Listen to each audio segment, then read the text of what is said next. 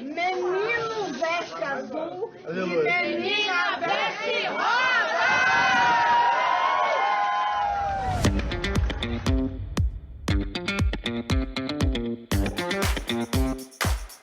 Esse é o High Low, o podcast sobre os altos e baixos da moda. O meu nome é Olivia Merchior e eu sou Isabel Junqueira. Oi, Oli! Oi, Bel! Queridos ouvintes, eu e a Oli, a gente está querendo começar uma nova série, né, dentro do High Low. A gente sempre faz, por exemplo, toda temporada um episódio dedicado a um estilista, né? E a gente queria criar agora uma série das cores, né? Das cores na moda. E a gente, inclusive, começou com essa frase da Damares, né? Da ministra Damares, sobre, né, meninos vestem azul, meninas rosa, e estamos de rosa. E estamos de rosa, né? Por mais que o rosa seja meu hoje, Isabel, você devia estar de azul, mas tudo bem. Estamos de rosa. Estamos de rosa. No mundo da moda, a gente sempre tem essa relação com cor relacionada à tendência, né? Não só de Pantones, como todas as cartelas de cor que são divulgadas como as cores da estação. Há pouco tempo atrás, nós tivemos a cor que definia os millennials era o rosa, né? O Millennium Pink. Trabalhando assim diretamente com moda, é muito interessante como essas cores elas começam a pautar as tendências e a maneira com que a gente se veste. Eu acho que uma das formas de eternizar essa importância da cor na moda é aquela cena do Diabo Veste Prada, do azul cerulean, né? Onde a Meryl Streep, como Miranda Priestley, disse para a menina que entra que ela tá rindo, falando: nossa, vocês estão horas querendo escolher entre dois cintos que são exatamente iguais, e aí ela destrói a menina, falando: você acha que esse azul que você está vestido saiu da onde? E ela conta toda a trajetória do azul que a Miranda diz que saiu daquela sala, e aí todo o percurso que ele faz, né, no mundo da moda e do vestuário, até chegar no que ela indica ser a loja de departamento baratinha, onde a menina, a Anne Hathaway, comprou o cardigan azul cerulean, né? E ela falou, quem escolheu esse azul foram pessoas dentro dessa sala, as quais você agora tá olhando e rindo, né? Eu acho que pessoas que não trabalham com cor diretamente, sejam cores relacionadas à criação de arte ou de vestuário, ou seja lá o que for, elas falam, mas verde é verde, mas uma hora que você começa a trabalhar com cor, verde não é verde, né? Existem milhões de nuances de verde. Existe uma simbologia muito grande por detrás de cada uma dessas cores, né? Comparando a ignorância da personagem da Anne Hathaway, né, com a ignorância também da nossa ministra, né, da Damares Alves, que, enfim, ela disse que foi uma metáfora, mas é muito revelador, né? E é revelador, sobretudo, da ignorância dela em relação aos processos históricos, sociais, culturais, né? Em relação às cores. E você até postou outro dia no seu Instagram, Olivia, um trecho de um livro da Danielle Steel, né? Não, Danielle Steel é a romancista. Valerie Steel, eu adoro. Da Valerie Steel. Da Valerie Steel, que é um livro sobre o rosa, né? Que vai ser a minha base aqui de defesa nesse face-off rosa e azul. Nesse trecho tem um trechinho do Michel Pastoureau, que foi a minha referência, né? E o Michel Pastoureau, quando você entra em qualquer livraria aqui na França e você vai indo para a parte de arte, os livros dele estão por todos os lados. Ele foi a primeira pessoa que eu pensei. Ele para quem não conhece, ele é um historiador francês especializado no estudo das cores, das imagens, dos símbolos. Toda a obra dele é dedicada a isso. Então, ele, por exemplo, ele não tem um livro sobre o rosa, mas ele tem sobre o azul, sobre o preto, sobre o vermelho, sobre o verde, acho que sobre o amarelo também. Pouquíssimos foram publicados no Brasil. Eu sei que a Senac publicou sobre o preto e tem a Orfeu Negro também publicou alguns, mas eu acho que estão em ruptura de estoque.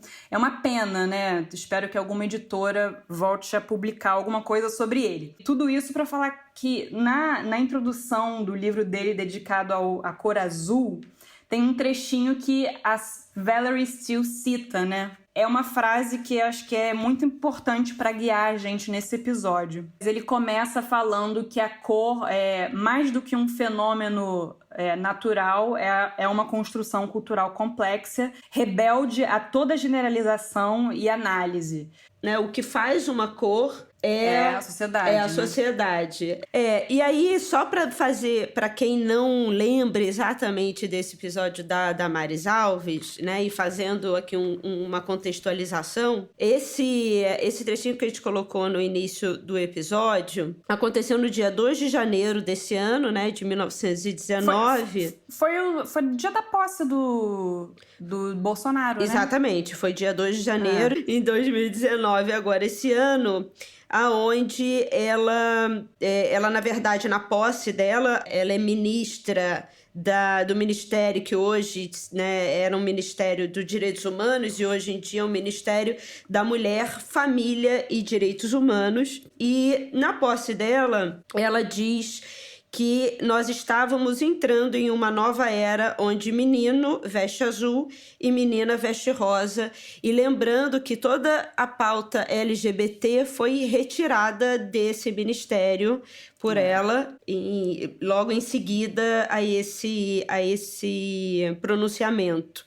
E o que ela estava dizendo era, né, como a Bel estava falando, é sobre o símbolo, né? O que ela estava falando era, voltaremos a uma sociedade familiar, e na ideia dela, o que é familiar e correto é uma sociedade heteronormativa. Acabou o arco-íris e agora vamos voltar a duas cores que simbolizam homem e mulher. Mas é interessante a gente pensar, e eu acho que é por isso também que a gente trouxe esse episódio, da onde isso surgiu, né? Porque na cabeça da Damares o azul é relacionado ao masculino e porque o rosa é relacionado ao feminino, que é uma história de construção muito dessas identidades capitalistas que a gente vê aqui. E é super recente, né, na verdade. Muito recente. Século XX, né? Então, toda essa ideia desse rosa e do azul, na verdade, pelo que eu li aqui, ela começa a se estabelecer na década de 50, e aí a partir da década de 50, que é o pós-guerra, essa necessidade de falar que as crianças tinham que, né, desde de muito novinhas, lembrando que essa virada final de guerra é o momento onde o capitalismo americano está começando, né, a era dourada, vai começar a vender os seus produtos, o marketing, para quem já viu o Don Draper, qual é o nome? O Mad Men. O Mad Men é exatamente essa época, né, onde as agências publicitárias começam a ter que segmentar como que ela vende certas coisas para as mulheres, como o que eles vão vender como um estilo de cor e uma identidade feminina a partir do pós-guerra. Lembrando que as roupas das crianças, até esse momento ali do meio do século XX, eram brancas, para facilitar a limpeza, porque lembrando que era alvejante colocar no sol, né? E na hora que você faz isso, se a roupa for muito colorida, ela rapidamente, a cor, né, se esvai. Tem uma outra referência que eu usei para pesquisar esse episódio, foi um artigo dentro da Vestoy, que é uma revista que eu sempre menciono. Esse número, ele é dedicado a masculinidades. A editora, ela começa um texto, né, na carta da editora, retomando aquela famosa frase da Simone de Beauvoir, não se nasce mulher, se torna-se mulher.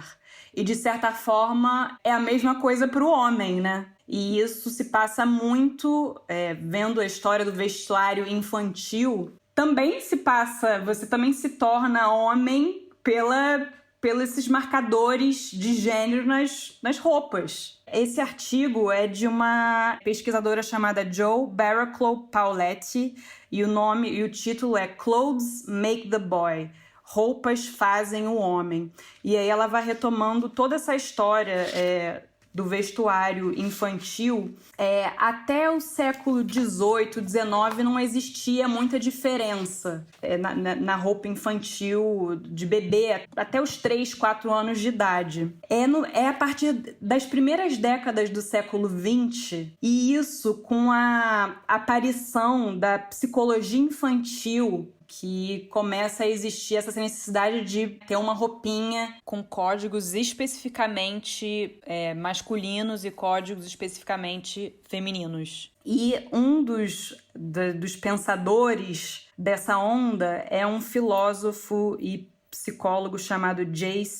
Stanley Hall. Aqui no texto ela fala que as ideias dele são inspiradas nas teorias de evolução do Darwin. Segundo as pesquisas do Hall e da turma dele, enquanto as mulheres avançavam cada vez mais, os homens, principalmente os homens brancos de classe média, estavam completamente em declínio, cada vez mais preguiçosos, cada vez menos saudáveis, mais inclinados para depravações sexuais, e obviamente estou fazendo aqui aspas com os meus dedos. Então, como é que a espécie masculina iria sobreviver? Será que eles vão conseguir acompanhar o ritmo das mulheres?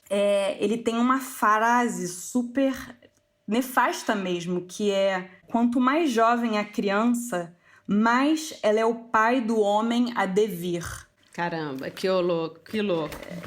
Pois é. Então, e aí começa essa ideia de você demarcar cada vez mais cedo entre o masculino e o feminino, porque como essa maneira de se vestir das crianças era sem esses marcadores, o que eles pensavam? Que isso fazia com que o menininho se identificasse com a mãe e não com o pai. Então, a partir do início do século XIX, começa essa visão binária do vestuário infantil. Então, os menininhos não vão mais usar vestido, né? Isso era uma coisa antigamente mais comum. As roupas das menininhas vão ser caracterizadas por frufrus, babadinhos, laços, ornamentos em geral, estampas florais. As roupas dos meninos vão ser mais sóbrias, com alguns temas como trenzinho, motivos esportivos, né? Sei lá, bola, cowboys, marinheiros, atletas e alguns animais, como cachorro, urso.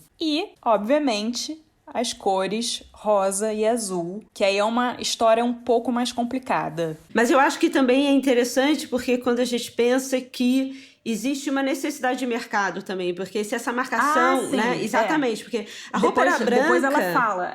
Porque a roupa é branca, porque não existe também uma visão de mercado que quer vender coisas para aqueles seres humanos pequenos, né? Vende-se para a mãe, para o pai, para os adultos. Não existe um mercado infantil de vender coisas, né?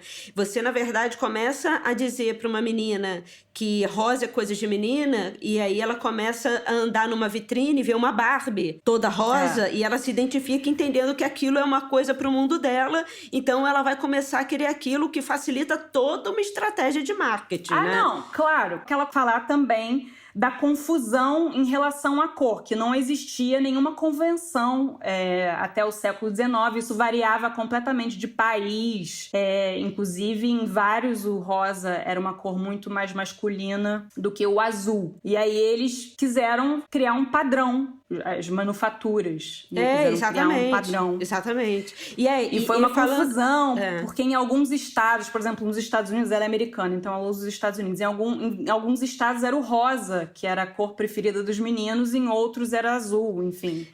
Isso variava muito. Porque também tem um livro de uma escritora, uma pesquisadora chamada Jo B. Paoletti, que... mas é ela! Então... porque você falou diferente. Essa que eu tô falando. Porque eu não entendi mesmo, o nome. Isso que eu ia falar, porque ela tem, nesse livro que você tá falando, né, do Pink and Blue, Telling Boys from the Girls in America, né, então diferenciando meninos e meninas na América, ela tem uma passagem que eu acho muito interessante, que ela pega um recorte de uma revista chamada Departamento Infantil, de 1918. E a passagem é o seguinte: alguém havia perguntado comentado, né, como é que as pessoas deveriam vestir as cores das crianças. Então, pink or blue, né, rosa ou azul. O que deveria ser indicado para meninos e o que deveria ser indicado para meninas? Essa questão apareceu esse mês vindo de diversos leitores dessa revista, né, do Infants Department. E a discussão se travou como interesse de muitas pessoas aqui. Existe uma grande diversidade de opiniões sobre esse assunto, mas de uma maneira geral, a regra seria rosa para os meninos e azul para as meninas. E a razão para isso é que o rosa é uma cor muito forte e decidida. E ligada ao vermelho, né? E é perto do vermelho. E muito decidida. Sangue.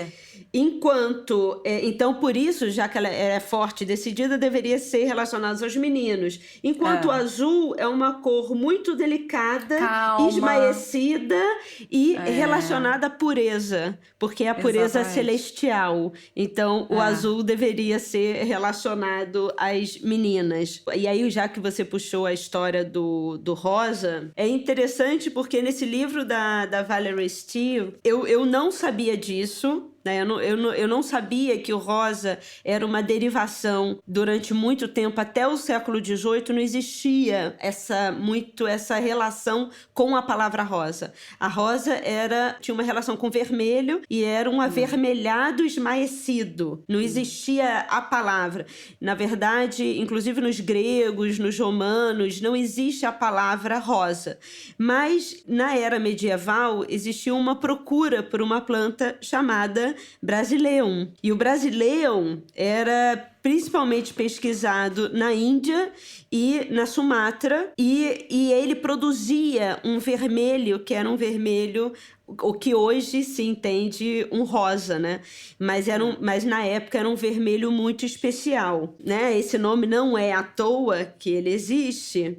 Aqui no livro da Valerie Steele, ela diz o seguinte: a cor rosa, ela deve seu sucesso a 3 fatores. O primeiro, pela descoberta de um país na América do Sul, aonde o Brasileum, que antes era apenas encontrado na Ásia, passou a ser negociado em abundância. Foi tão importante para o desenvolvimento das cores que eram tão desejadas à sua época, que inclusive deu um nome a um país, Brasil. O segundo caráter especial que fez com que o rosa tivesse esse sucesso foi o investimento, né, da realeza francesa e o desenvolvimento do rococó, do barroco e do rococó, que fez com que a ideia da frivolidade, que fez com que a ideia dessas cores que não eram vistas diretamente ligadas à natureza e eram essa novidade, né? O pau-brasil, que é o Brasilium,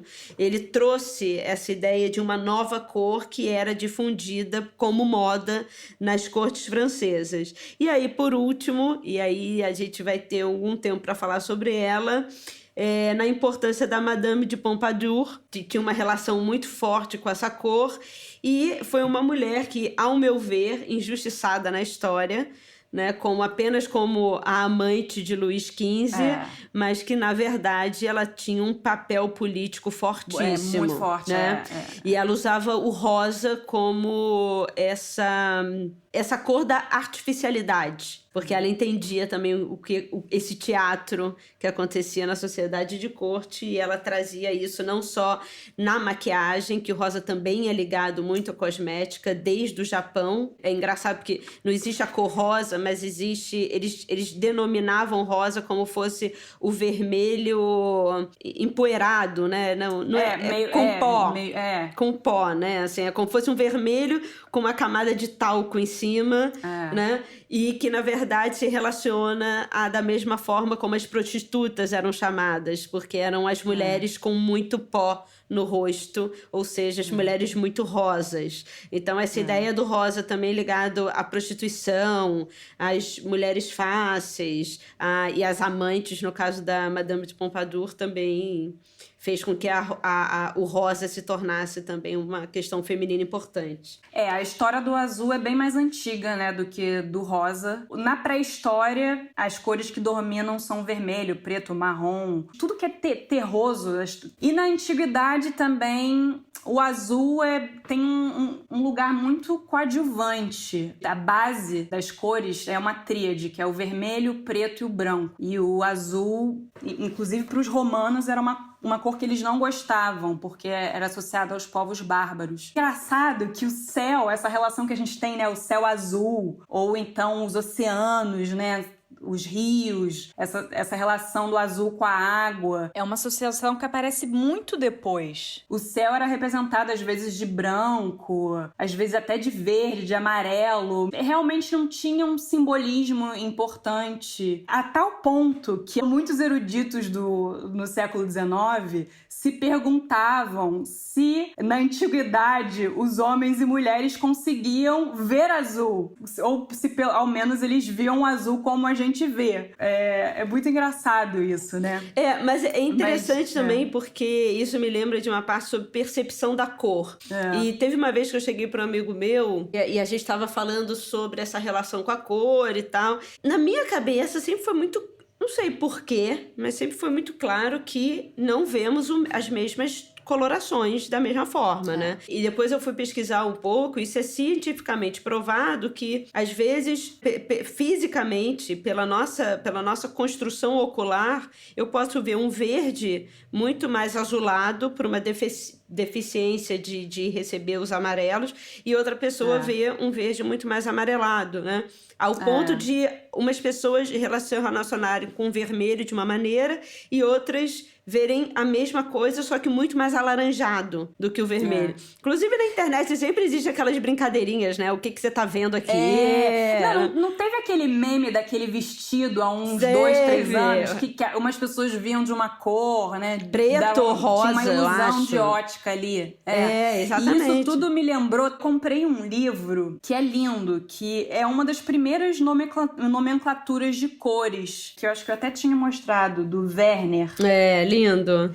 Foi publicado pela primeira vez em 1814, né? Então vem uma tabela com as cores, as descrições das cores e o equivalente da cor no mundo mineral. Em 1821 saiu uma outra versão mais completa, com essas mesmas cores, mas também com essas cores no mundo animal e no mundo vegetal. Muitos artistas usavam essas nomenclaturas no século XIX e muitos cientistas também. Inclusive, o Darwin usou numa das viagens dele. A gente vai deixar nas referências também. Isso aqui é tipo pré-história do Pantone, tipo... E essa história do Pantone que eu acho muito louco é buscando essa relação das cores com política, né? E pensando assim, na parte física da coisa, que é como um objeto... Dependendo da luz que ele recebe, ele emite e você vai sendo educado de uma certa maneira a ver o mundo naquela incidência de luz. Outros lugares, né, outros países, dependendo da sua geografia, tem uma incidência de luz completamente diferente, né? Quando a gente viaja, a gente vê muito isso. Os países tropicais, eles são muito mais claros, eles são muito mais solares e as cores, consequentemente, são muito mais vibrantes. Somos educados a ver um mundo mais vibrante. Quando a gente chega na Europa, a cor é muito mais esmaecida, o sol não é tão forte, existe você vai sendo aculturado, você vai sendo educado a ver o mundo de uma maneira. Qual é, para mim, a parte mais complicada onde a gente vê essa relação da moda, cor e política, né? Ou construção cultural? Essa história que os países tropicais, por terem cores mais fortes, sempre são vistos como mais cafonas, né? Né? Então, assim, cor forte não dá. Eu trabalhando, né, fazendo aí em Paris, né, construindo cartela de cor, eu sinto muito isso, né? Mas é interessante também como as pessoas hoje em dia estão mais abertas a entender essa função política do olhar, né? De quem escolhe, quem tá por trás escolhendo escolhendo as coisas. Isso porque na construção de algumas cartelas de cor, né, que eu faço parte, como eu sou a única pessoa do hemisfério sul, eu tenho uma relação direta, completamente diferente com todas as outras pessoas que estão no hemisfério norte e um hemisfério norte ali mais longe da linha do Equador, entendeu? Então, praticamente os europeus, japoneses, americanos. Então, toda vez que eu ia falar, olha, essa cor é importante para o meu mercado brasileiro, a cara deles, às vezes, era assim, de susto, sabe? Sério? Nossa, assim, mas essa cor não dá. Essa cor é muito forte, essa cor é muito forte. Ela não é elegante, ela não é sofisticada. Então, sempre existe essa relação de que eu sou aculturada e todos nós somos aculturados a ver o mundo de uma forma. E depois nós somos educados a entender que aquela maneira que a gente vê o mundo é uma maneira exagerada em termos de coloração. É saturado demais. E o que é elegante é o que é escolhido naquela sala, né? As Miranda's Prisoners da vida, né? Total. Que são escolhidas naquela sala e que dizem que o pastel é mais elegante. Mas isso porque a luz francesa, nesse caso, favorece muito o pastel. A luz brasileira não favorece o pastel. Favorece. Somos pessoas saturadas. Assim como a África, né? E aí a gente vem muito da questão negra, onde o rosa traz de uma maneira brilhante, também que eu aprendi e eu não sabia, essa questão dos negros americanos e a questão do rosa. Mas aí até falando, antes de falar da questão negra nos Estados Unidos e ainda aí na França, falando sobre essa história da cor, eu queria trazer, assim, tem uma mulher que eu também descobri nessa pesquisa, né, que é a doutora Beryl Gilroy, e ela é a primeira professora negra na história europeia. Que foi em Londres que ela foi. Ela na verdade era da Guiana, e aí ela imigra para a Inglaterra na década de 50, e apesar de ela ser uma acadêmica muito referenciada, né, no seu país, ela, por conta do racismo, não consegue ser absorvida pelas universidades, que não tinham professores negros, né? Então, de novo, quem é essa pessoa que está educando, né, os outros? E só na década de 60, em 68, que ela começa a ser absorvida pelas faculdades e se mostra essa mulher brilhante que ela foi durante toda a vida. Ela morreu em 2001. Mas a doutora Beryl, ela tem um momento dela saindo da Guiana e chegando em Londres com as roupas hipercoloridas, né, dela. E ela diz, é engraçado porque eu cheguei em Londres e todo mundo se vestia de cinza e preto. E eu cheguei com todas aquelas cores super brilhantes. Isso porque eu estava acostumada a me relacionar com cores maravilhosas. E aí ela fala que a cultura negra, essa coisa da coloração da cultura negra, né, uma pele negra em cinza, uma pele negra em preto, uma pele negra em cores baixas, né? Obviamente que, né, estamos liberados para vestir o Kirby fica lindo todo de preto, né? O Kirbito fica lindo todo de preto, mas essa coisa das colorações fortes tem muito a ver com a geografia dos lugares, né? E aí, nos Estados Unidos, assim, mais ou menos aí na década de 50 e tal, a comunidade negra se vestia muito de rosa, porque o rosa relacionado à pele negra era muito bonito, né? E aí ela fala que... O contraste é muito bonito, né? É um contraste muito bonito. E aí, nesse livro, tem inclusive uma foto do Harlem, do Sugar Ray, que era um boxeador muito importante da época, que tinha um Cadillac rosa e só se vestia de rosa, e ele tinha um bar que era todo rosa, e tudo do Sugar Ray, que era esse boxeador, esse homem viril, e ele gostava muito de rosa.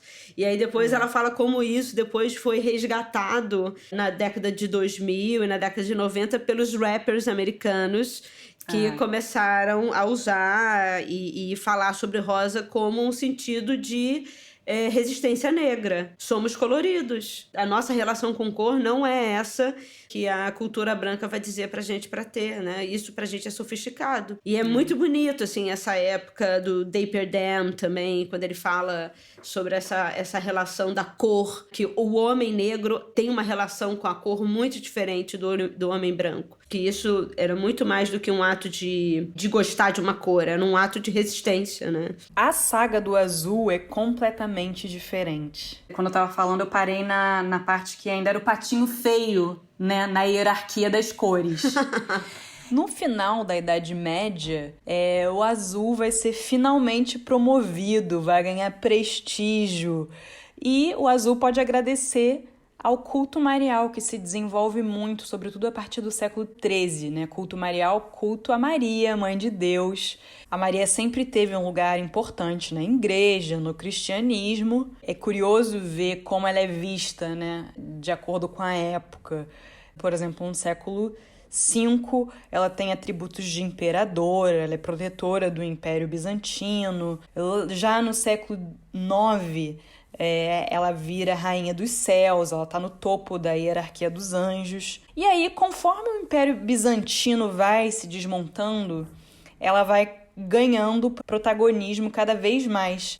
Fica esse espaço livre e ela ocupa. A Maria tá em todas, né? Tá nas igrejas. Ela vira patrona de universidades, confrarias, de cidades, vilarejos. Ela não é só mãe de Jesus, ela é mãe de todos os homens. As representações da Maria até então, não existia uma cor. Podia ser preto, podia ser verde, podia até ser, inclusive, azul, mas sempre em tonalidades muito, muito escuras. Enfim, não sei se tem a ver com o luto, né, da mãe. A vestimenta, o vestuário dela na iconografia começa a ficar com predominância de azul, né? Sobretudo véu. Às vezes, inclusive, com véu e com a roupa. E um tom de azul claro, mais aberto. E eu acho que tem a ver com o período gótico, né? Se você imaginar as igrejas góticas super iluminadas, né? Com aqueles vitrais enormes. Eu acho que não é uma coincidência. Depois, mais pra frente, vai mudando. Muda de novo. Quando chega um barroco, aí fica o dourado. Depois mais pro século XIX, o branco impera, né? Vira Maria Imaculada. Mas durante um bom período foi o azul. E por isso a realeza começou a se inspirar nesse azul da Maria. E aí o azul virou uma cor da realeza, vira a cor real, vira a cor da nobreza. E depois quando você vê todas as cortes estão de azul, todo mundo quer se vestir de azul. O azul ganha também nessa época um lugar importante na heráldica, né, na arte dos brasões. E não por acaso também, nessa época que a Maria transforma o azul numa cor desejável, né? O Pastore fala nas técnicas de tingimento de azul, tem uma melhoria incrível, porque antes o azul do tingimento era muito deslavado, não tinha força do azul. De onde que vem o azul? Bem, esse tingimento de um azul mais pálido, né, que existia na Europa, vinha de uma planta que em francês se chama guede. Em português ela é conhecida como pastel. E você achava o pastel muito na França e na Alemanha. Tem também o índigo, né, que também é outra matéria corante azul super conhecida, muito antiga. O Pastore fala que ela é usada desde o Neolítico, né, e você acha mais nas Índias, em algumas partes da África e do Oriente Médio. E o índigo, ao contrário do pastel, produz um tingimento numa tonalidade que é muito mais forte, é um azul forte, profundo, tem uma ótima fixação, não desbota com o sol. Mas como eu falei anteriormente, o azul na Europa, né, na Antiguidade e boa parte da Idade Média, não era uma cor super bem vista. Existia também um protecionismo em relação à produção de pastel, né? Eles não queriam concorrência. Enfim, as autoridades no final da Idade Média continuaram freando, né, a importação do índigo. E alguns produtores de pastel eram riquíssimos. Existia muita produção de pastel na região de Toulouse, no sudoeste aqui da França. E tinha um que se chamava, o pastor Roux usa como exemplo, que se chamava Pierre de Berny, que ele era tão rico, mas tão rico, que quando o rei Francisco I da França foi prisioneiro numa batalha, ele que pagou o resgate, foi esse produtor de pastel. Então, num primeiro momento, as importações de índigo para a Europa foram freadas, né? As autoridades reais municipais proibiam, inclusive, os tintureiros de usar o índigo, enfim, eles teriam que pagar multa se usassem. Existia toda uma propaganda para diabolizar o azul índigo. Só que, como o azul se popularizou tanto, né, que aos poucos eles não conseguiram mais conter isso, né, principalmente quando, com a descoberta do Novo Mundo e com o índigo nas Antilhas, no México, com todo o sistema escravagista, mesmo com um oceano de distância, o preço do índigo, né, vindo dessas colônias, era menor do que o do pastel europeu, e a pior qualidade de índigo tinha um poder de coloração muito superior ao pior dos pastéis. E a França, obviamente, foi o país que mais resistiu, né? Ela era a grande produtora de pastel. Ela chegou a promulgar vários editos reais no século XVII, mas enfim, no meio do século XVIII, o índigo estava por todos os lados. O azul no século XVIII, você vê na roupa desde o homem de campo, do agricultor, até na nobreza, em toda a corte. Agora, uma coisa engraçada é que até o século XVIII, as pessoas de classes menos privilegiadas usavam roupas com azul claro. Óbvio, porque vinha de um tingimento de pastel que era mais medíocre do que o do índigo, né? Então, as pessoas, né, da realeza, da nobreza, da corte, usavam um azul mais forte, índigo. Só que aí, né, com a banalização do índigo, nas primeiras décadas do século XVIII, você vê, por sua vez, cada vez mais na corte, né, essa moda do azul claro. Enfim. Agora é interessante porque, pelo menos na história do rosa, é isso, né? O rosa tinha essa relação no iniciozinho com uma derivação do vermelho, então não era uma cor realmente que... Não era uma cor, não existia essa palavra, era um vermelho mal feito que dava rosa e era usado principalmente nas maquiagens e tal, papá. Aí depois ele vai se desenvolvendo e quando o pau-brasil aparece, na abundância que ele aparece, ele vira uma cor de corte, né? Então os rosas começam a aparecer ali com uma cor de corte. Depois tem, no século XVI, tem a baixa geral, porque é a época das guerras religiosas de protestantes e católicos, que praticamente arruína a França, né? Até chegar em Luís XIV, a coisa de Versailles, e aí a França volta. Mas nessa época do século XVI, onde a França estava nessa baixa por causa das guerras religiosas, o que imperava era o preto, que era o preto relacionado à Espanha, né? A Espanha tinha o preto como a sua cor oficial, né? Falamos isso no episódio do Luís XIV. Falamos. Então, e aí depois com o Luís XIV, o rosa volta a imperar, porque o rosa mostrava essa força de corte, né? É a corte frívola, é a corte das colorações fortes, é a corte da moda, né? E aí depois, na verdade, com a decadência, com Maria Antonieta com a cabeça cortada, e depois da Revolução Industrial, a cor passa a ser feita de maneira química, para atender mercado de massa. E uma das primeiras cores a serem trabalhadas quimicamente, pela sua dificuldade de ser encontrada na natureza, foi o rosa. E aí é interessante porque quando isso começa a acontecer, que é no século XIX, a rosa começa a ser associada ao working class. Porque são os trabalhadores... Mas onde isso? Assim, na Europa, de uma maneira geral, e nos Estados Unidos. Mas principalmente na Europa, porque os Estados Unidos também está se constituindo. Ainda não é a força que é, né?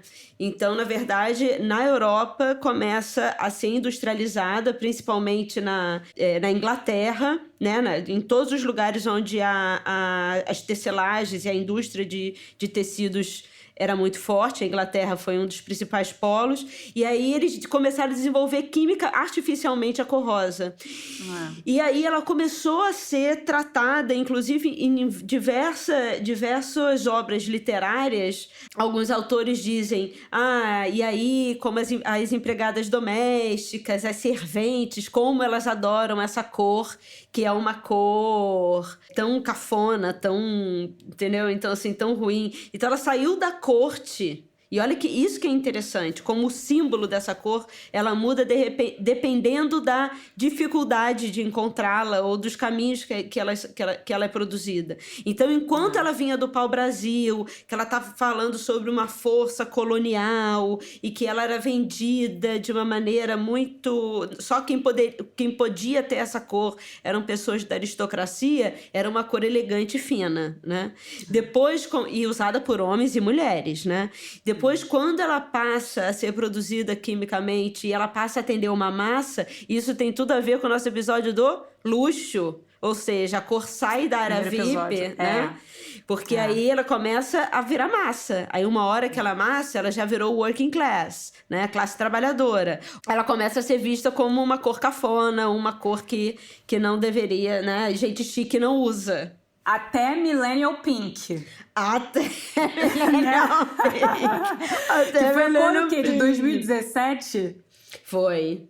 Não, eu acho que foi antes. Eu não aguentava mais ver. É o Millennium Pink. Mas é interessante porque, assim, nessa coisa da produção, tem uma época também, no início do século XX, que o rosa passa a ser visto como uma cor muito erótica. Porque ela começa a ser relacionada como... E isso muito vindo das artes, que começam a ter uma pintura que mostram os corpos de uma maneira mais realista e começam a pintar, né? A origem do mundo tá lá, o rosão. Tô só com a origem do mundo aqui na cabeça. Os tons de rosinha, vermelhinho. Exatamente, né? Então, assim, é o mamilo, e aí cultura branca de novo, né? Em termos de mamilo e tal, mas... mas, assim, as vaginas, né, de uma maneira geral, rosas, né? Então, tem essa coisa do mamilo rosa, das vaginas rosas e a cor da pele rosada, que os pintores começaram a pintar as mulheres de uma forma mais realista, com todos os seus rosas que tinham uma relação íntima. Então, ele passa a ser uma cor fetiche e uma cor que volta... a ideia, de novo, da prostituição, do sexo, da luxúria, até ele virar a cor da infância. Então, assim, é uma cor de diversas facetas. O azul também é multifacetado, né? Tava falando do azul clarinho, romântico, que tava super na moda nas cortes no século XVIII, né? Tanto para mulheres quanto para homens. E também no final do século XVIII aparece um outro azul, né? Que é um azul com um simbolismo mais nacional, mais militar e político, né? Sobretudo na França. Com a Revolução Francesa, é na França que esse azul nasce. O azul é a cor principal da bandeira francesa. Inclusive, a seleção francesa de futebol é chamada de Les Bleus, né? Os azuis. A importância desse azul também tem uma ligação do azul que estava nos brasões do século XII, né? Como eu falei anteriormente. E também é depois da Revolução Francesa que o azul vai ser a cor mais predominante, né? Nos uniformes na França, seja no exército, na marinha, na aeronáutica.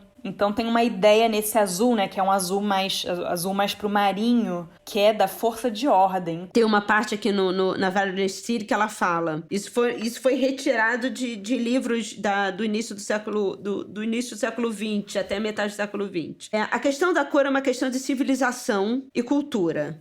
O mais próximo que uma pessoa está do seu estado selvagem, maior a inclinação dela por cores brilhantes. Ou seja, a cor é uma questão de civilização. Então, quanto mais próximas as pessoas estão do seu estado selvagem, mais elas gostam de cores vibrantes. Ou seja... Então, somos todos selvagens aqui, né? Por contrário, uma mulher civilizada é uma mulher que gosta de cores leves e tons mais naturais, quietos, né? É uma mulher que não aparece muito também. Aí já existe não só um racismo geográfico, um preconceito geográfico, mas existe também aquela ideia de mulher não aparece muito, né? Mulher chique, mulher civilizada, não é uma mulher de cores fortes. Então ela vai usar cores leves e tons calmos. E aí a Valerie continua. Além de ser um discurso extremamente racista, essa escolha das roupas pelos seus estilos e cores, ela deixava muito explicitado as preferências daqueles escritores sobre raça e cultura. Por exemplo, alguns outros jornais, eles descrevem o zoot suit, né, que na década de 40 eram as roupas, a alfaiataria negra por excelência, que eram aquelas calças largas, bem altas, e aqueles ternos longos com o ombro também muito largo. Ombreira. Então, o zoot suit é um reflexo das conexões, e também muito coloridos sempre, né, que os zoot suits eram. Isso fica claro a relação dos negros com os trópicos e os seus instintos sobre a selvageria do calor e da excitação. Então, assim, na hora é uma revista dizendo que se você se veste de acordo com aquela população, com aquela sociedade, você é um bárbaro. Né? E se você for civilizado, você não deve se vestir daquela maneira. Então, segundo esses parâmetros, o azul, né, sobretudo o azul marinho, é uma cor mais civilizada. É tão agressivo, né? É tão violento, né? Mas, apesar disso, continuamos vivendo aqui, principalmente no Brasil, dessa forma, né? Ainda se pautando em cartelas de cores, eu vou ser demitida, ainda se pautando em cartelas de cores, né, feitas na Europa, por pessoas que têm uma aculturação completamente diferente em termos geográficos e de luz do que a gente vive. Em relação com a moda, por exemplo, outra violência que teve muito forte foi a história da Elsa Schiaparelli, que também é do Rosa Choque, né? Que quando ela foi lançada o perfume dela, que era, né, chamava Shocking, né? Shocking Pink, ela tem uma passagem que falam que é o seguinte: a cor era tão brilhante para os olhos das pessoas naquela sala, os fabricantes, né? Tão brilhante, tão impossível, tão imprudente, tão cheia de vida, que se assemelhava muito a cores e pássaros e peixes e uma natureza encontrada na China, no Peru. Mas não era uma coisa ocidental, né? Não era uma coisa europeia. A cor chocante, pura, indiluída, não era algo que se referenciava a uma cultura europeia. Alguns executivos e amigos da Elsa Schiaparelli diziam para ela: ninguém vai gostar disso, Elsa, isso é cor de nigger. De fucking nigger. Quem falou isso? Não dizem. Aí tá falando assim: but according to the English edition of her memories, isso está nas memórias da Elsa. Na autobiografia. Na autobiografia, que chama Shocking Life, né? A Schiaparelli diz que executivos e também amigos delas se recusaram e tentaram dissuadi-la da ideia de trabalhar com Rosa Choque, dizendo para ela que nobody would want it because it was really nigger pink. Inclusive no livro Quer dizer, aqui... acho que a gente não pode falar isso, hein? Não temos lugar de fala para falar N-word. Exatamente. Mas, assim, inclusive aqui no livro da Valerie, ela bota N, asterisco, e R. Apóstrofe. Mas para você ver o tamanho da violência da coisa, né? E como Rosa, ele durante muito tempo foi associado à cultura negra e resistência negra, né? Até chegar os Black Panthers e dizer que Rosa não, acabou Rosa, agora é preto. Mas é uma loucura, né? Assim, e dessa violência também, pelo menos do Rosa, tem um outro momento importante com os judeus, que faz a questão do Rosa com os gays, né? Porque até então, não sei, né, se todo mundo sabe disso, mas a cor relacionada aos gays, aos homossexuais, na Alemanha de Weimar, que é, né, a época da ascendência nazista, os gays a cor gay era lavanda. Até que foi colocado um triângulo rosa nos campos de concentração, nos uniformes daqueles que eram identificados como homossexuais. Foi só a partir daí que o rosa passou a ser essa cor de diretamente ligado à cultura LGBT. E o mais interessante dessa ligação é que esse triângulo rosa, apesar dele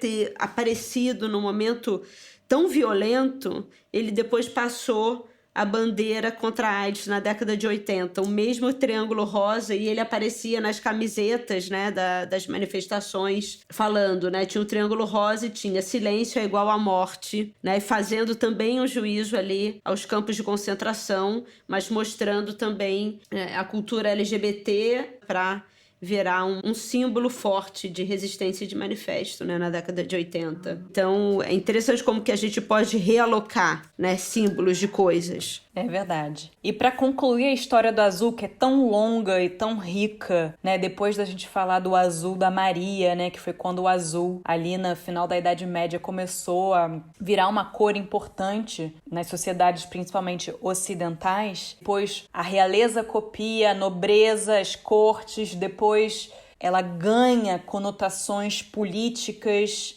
militares, nacionais. E aí no século XX, né, com a popularização do jeans, né, e do blue jeans, o jeans tem uma história que, assim, vale um episódio do podcast inteiro, porque é uma história muito interessante, mas ele foi criado na metade do século XIX e as primeiras calças nem eram em denim, na verdade. E também não eram na cor azul. Isso veio alguns anos depois, mas era uma peça que era para ser usada por trabalhadores, né, fazendo um trabalho pesado. E no século XX ele tá em todas, né? Desde jovens estudantes até a elite, até os trabalhadores, todo tipo de ocasião, e vira quase um símbolo democrático. Então é bonito ver o caminho do azul na moda. E qual é a sua cor favorita, Isabel? Não vale azul. Como é que chama aquele negócio que tem todas as cores? Que o prisma? A roda das cores? É o prisma. Isso, prisma. Inclusive eu vi um meme, o meu amigo Cro postou outro dia, que era assim: como a sexualidade é explicada por pessoas preconceituosas. Aí tem assim, uma bolinha rosa e uma bolinha azul. Como a sexualidade é explicada pelas pessoas de cabeça aberta. Aí tem umas 8 bolinhas, aí tem rosa, roxa, vermelha, amarela. Aí depois termina como a sexualidade humana realmente é. Que é esse, né, esse prisma mesmo, essa bagunça, explosão de cores, tudo junto e misturado. E que não são cores definidas, né? São nuances. Ah, não, a minha é verde, sabia? Eu amo verde. Assim, meu número da sorte é 5, minha cor é verde. Eu amo verde. Eu amo verde, apesar de eu não usar verde. É contraditório, né? Tava falando com o Leonel ontem, ele falou que é a nossa relação com a natureza, com o verde, a Amazônia. Eu não sei, talvez eu tenha me aculturado olhando para essas coisas, mas não sei. Sempre jogo um verde. Agora, é engraçado também, nessa construção das cores, eu também tendo a botar sempre um rosa com amarelo e azul. Quando eu olho as minhas composições, assim, dificilmente eu boto um vermelho, dificilmente eu boto um laranja. Ai, eu sou super vermelho, né? Eu amo, eu casei de vermelho, adoro batom vermelho. Eu sou muito vermelho, assim, no que eu uso. É vermelho, eu gosto muito de um amarelo puxando pro mostarda. Ah, lindo. Adoro, eu adoro azul marinho. Eu não sei, azul Klein. Não, azul Klein é babado. Acho babado. Né? Babado. Acho babado. Não, mas assim, eu de vestir é engraçado, mas eu gosto muito de cor clara. Sei lá, eu gosto eu gosto muito de cor que tem essa interação com a luz, sabe? Luz forte, assim, eu gosto, mas é aquilo, quando a gente trabalha tanto com cor, né? Até estão me sacaneando nas redes sociais, falando que eu falo tanto que o pessoal da arte, da moda, adora usar preto pra se sentir chique, e eu quase sempre tô de preto. Aí fizeram um shading ali pra mim, mas assim, eu acho que eu não sei, a gente trabalha tanto com cor que às vezes a gente acorda, é difícil, né? Fazer uma combinação porque você fica tão crítica sobre o que você tá fazendo que é foda. Aí você acaba indo ali na correria, bota um preto, bota um branco, tá tudo certo e resolve depois que você pensa na cartela. Aí, só falando do negócio da Damares pra gente fechar, e aí hoje eu me atrasei um pouco porque eu fui no baile, né, da House of Ninja, Então, beijo pra House of Ninja. E é isso, né? É o que o Crow tava falando. Essa coisa de definir azul e rosa quando você vai numa festa e, assim, num baile onde você tem pessoas se relacionando de forma afetuosa, leve, feliz e cada um tá aí na sua, né? E é muito louco, né? Que depois eu vi a Damares defendendo, falando que era uma metáfora. Ela fala assim, eu quero um combate à ideologia de gênero. Mas ela faz exatamente isso, né? Exatamente. Exatamente, exatamente. Não, é uma cabeça muito pequena achar que o ser humano tem que ser tão limitado ao ponto de se estrangular em dois polos, onde, né, é apequenar. Quem falava isso era o Nietzsche, né? De o homem que é pequena. Existem aquelas pessoas que elas são tão medíocres que elas querem tornar as outras pessoas medíocres e querem limitar a amplitude de possibilidades que as pessoas podem ser, e não se vestir também, sabe? O homem que é pequeno é esse que fica falando que cor é forte, é coisa de gente cafona. Quem disse, sabe? Quem é? O que é isso? É o outro que fica bisolhando a vida do outro e querendo apequenar, porque ele mesmo é tão medíocre, tão insignificante, que ao invés de tentar se engrandecer, ele fica tentando colocar os outros numa caixinha medíocre, onde ele acha que ele pode ter algum poderzinho. E é horrível, é horrível. Mais arco-íris, com muito mais do que 7 cores, que, na verdade, o nosso arco-íris seja milhares de possibilidades. E a gente queria que vocês falassem qual dobradinha de cores vocês querem para a temporada que vem. É engraçado pensar, né? Eu achei legal a gente ter escolhido essa dupla azul e rosa. E o Pastor Ho também tem... Ele diz que uma cor sozinha, né, o monocromo, é quase incolor. Porque quando você começa a pensar na cor, né, como é a gente que... como é o homem, a sociedade que inventa a cor, né? Ela só faz sentido a partir de duas, né? Quando ela é associada com outra cor ou com várias outras cores. Então, qual dobradinha a gente pode fazer para a temporada que vem? Preto e branco? Preto e branco é babado também, hein? Né? Então, como vocês sabem, queridos ouvintes, todas as referências no highlowpodcast.com. Vamos continuar conversando no nosso Instagram, @highlowpodcast. E é isso. Contem pra gente as cores que vocês querem que a gente fale na temporada que vem. Beijo, Oli! Beijo, Bel! Até semana que vem!